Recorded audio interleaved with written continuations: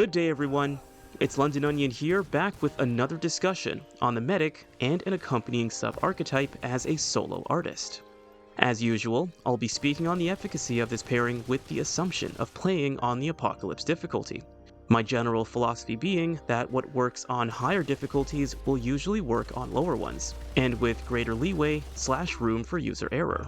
Of course, given the replayability, different items to collect, and classes to unlock, there is a good chance that I will revisit this class and subarchetype pairing in the future. In our previous discussion, I relayed my preferred build for the medic and the engineer as the subarchetype. In this video, we'll continue our discussion with the Regenerator Guardian. Now the Guardian side of this pairing is the Challenger, and just like our previous discussions, I'll refer to this pairing as the Guardian going forward.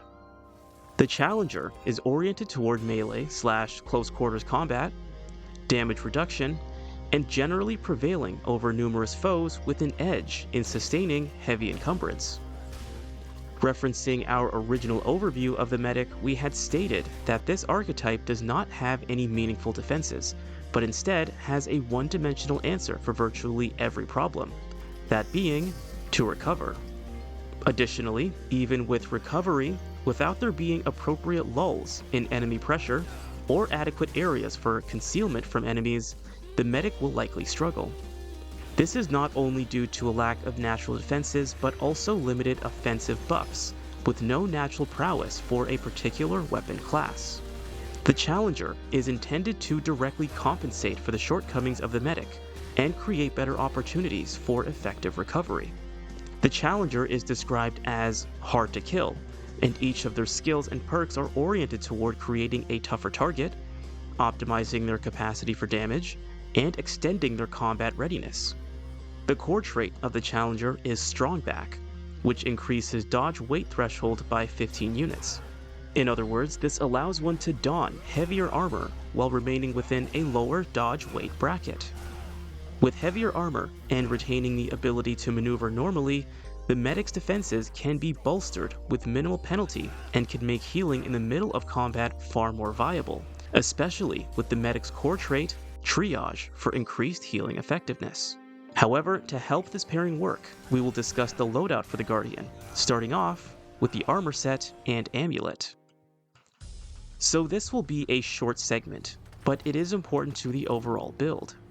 In order for this build to work as intended, I employ the Lido Mark I armor set. Now on its own, this should bring one to 180.8 units of armor, or 47.5% damage reduction. At the same time, one's weight encumbrance will be in the ultra range at 95 units. To rectify the encumbrance, I employ the Knotted Idol amulet. This will reduce encumbrance by 15 units, and increase armor effectiveness by 35%. This will reduce weight encumbrance down to 80 units. For other archetypes, this would still equate to the Ultra bracket, but the Strong Back core trait of the Challenger keeps one as quote-unquote heavy. Total armor will be 244.1, or a damage reduction of 55%.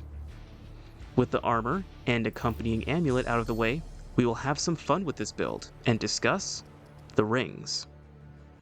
So the 4 rings we choose to optimize this pairing is the Ring of Omens, Black Cat Band, Encrypted Ring, and Dying Ember. The Ring of Omens allows one's stamina to remain unaffected from evasive maneuvers, but will instead cost 12.8% of one's max health as Grey Health. This ring is controversial, but works in favor of what I intend to create with this build. Carrying on, Black Cat Band protects one from fatal damage and reduces their health to 1 unit. Movement speed will increase by 25% for 10 seconds, and the ring comes with a 2-minute cooldown. Encrypted Ring regenerates 20% of one's health over the course of 10 seconds following mod activation, and this can stack up to 30 seconds. Last, Dying Ember grants 6% of base melee damage dealt as lifesteal. Now from this ring selection, this is an attempt to create a mini cycle of health regeneration mixed with incentivizing melee-based offensive means. A natural part of melee combat is, of course, evasion, And this is where the Ring of Omens and Dying Ember shine. Every bit of lost health is an opportunity for health regeneration. The purpose of this is to aid the activation of the medic's prime perk, Regenerator, which after healing 250 health units will grant a relic. Black Cat Band serves as more of a safety net, since it is possible that one may overcommit to evasive maneuvers and reduce their health more than they should, to which it is easy to receive fatal damage. Not to mention, being in the range of most enemies for melee combat will naturally be dangerous to one's health far more than that of ranged-oriented combat. However, with this build, I would argue that it is safer to go balls deep and attack more than evade. Maybe not 100% of the time, but more often than not. With the Leto Mark I armor set and the Knotted Idol amulet, this pairing can take a fair amount of punishment, especially with Black Cat Band. Attacking can be a better means of defense and recovery, not to mention recovering from enemy damage while issuing one's own Dying Ember incentivizes a more offensive orientation. However, we are only halfway through the build. Next, we'll speak on the skill pairings. The skills I employ for this pairing are Healing Shield for the medic and Juggernaut for the challenger. Despite everything discussed earlier with the rings, the medic skill is paramount for success in aiding the offensive orientation of this pairing. The Healing Shield, unlike the other two medic skills, does not require one to be stationary for activation, is immediate, and has more of a defensive edge than a recovery one. Healing Shield grants a shield for 100% of one's health and simultaneously regenerates 30% of regular health. This skill lasts 10 seconds. What this allows is one to heal even faster while in the thick of combat. Any damage that is taken off of the shield primarily, while one heals and ideally attacks as a means of further health regeneration. Juggernaut grants 3 stacks of Bulwark or an additional 18% damage reduction, and increases movement speed, melee speed, and reduces stamina cost by 15%. Melee damage is increased by 50% and stagger is reduced by 1. This skill lasts 25 seconds. Not only will Dying Ember receive a boost in efficacy with increased melee damage, but the increased melee attack speed will optimize the intervals of health regeneration. It is significant to mention that the skill cooldown is only 48 seconds. Healing Shield is mainly intended to be an emergency response, such as the activation of Black Cat Band. And this is mainly because the cooldown speed is not exactly ideal, but I would not say that it is particularly lengthy. I've been in circumstances where I'm taking continuous damage and just getting the crap kicked out of me, but still manage to remain standing due to Black Cat Band and the crucial option of attack with the help of Dying Ember or defend with Healing Shield, but regardless, still manage to prevail. Now, this is not to say that this pairing and their skills can't be abused, but I would argue that this pairing and the proposed cycle of health regeneration can take more abuse than most others. To help this healing cycle, another important constituent to the optimal function of this pairing is our choice of relic. My favorite relic to use with this pairing is the Crystal Heart. Upon use, it regenerates 115% of one's max health over 10 seconds. Movement speed will be cut in half, and incoming damage is reduced by 25%. This effect also lasts 10 seconds. What I enjoy most about this heart is the duration and accompanying damage reduction. The duration, the Medic Prime perk, as well as the Challenger perk, Face of Danger, incentivizes use of this relic in combat. Whether one wishes to use it proactively or as a response to critical health, taking damage in the process will only aid the Medic Prime perk, but will also come with more of a benefit than a detriment. The movement speed may be reduced, but unlike the Medic as a solo archetype, the Challenger gives them horns and only demands they charge forward lest they squander their abilities.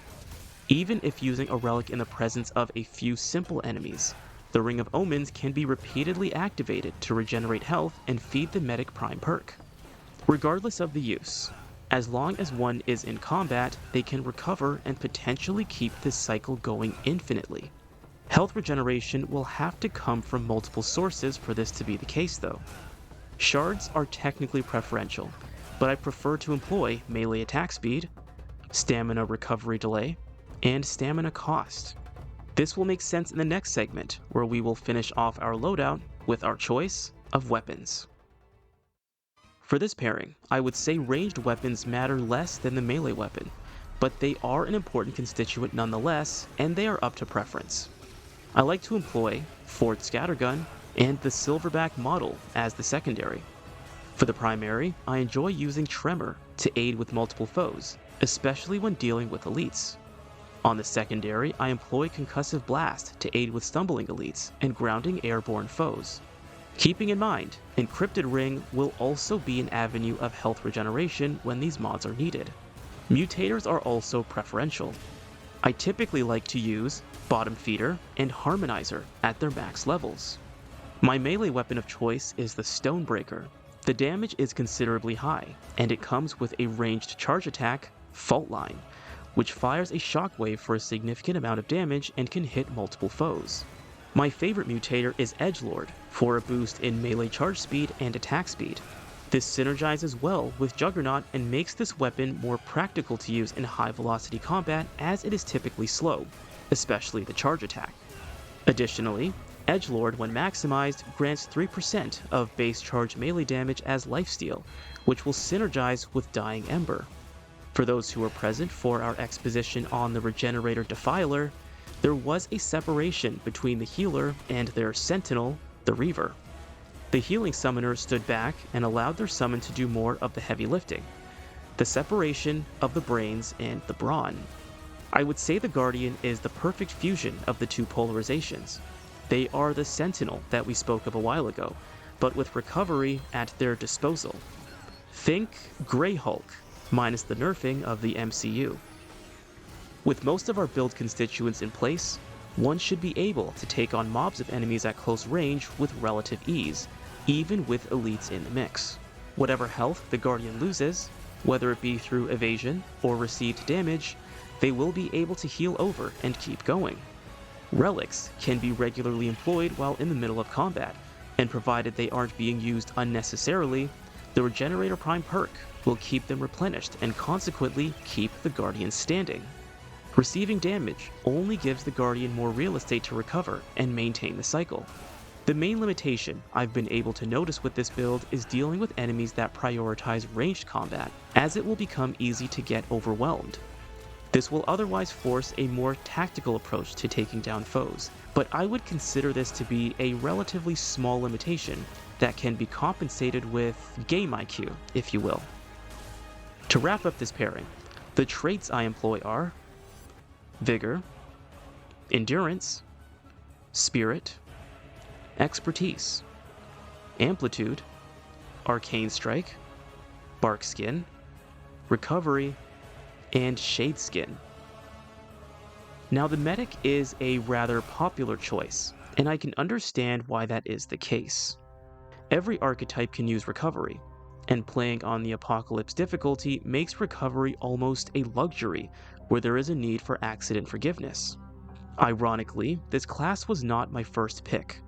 While experimenting without a secondary archetype, I found the experience more frustrating than enjoyable due to its natural limitations. Admittedly, skill and playstyle is also a factor.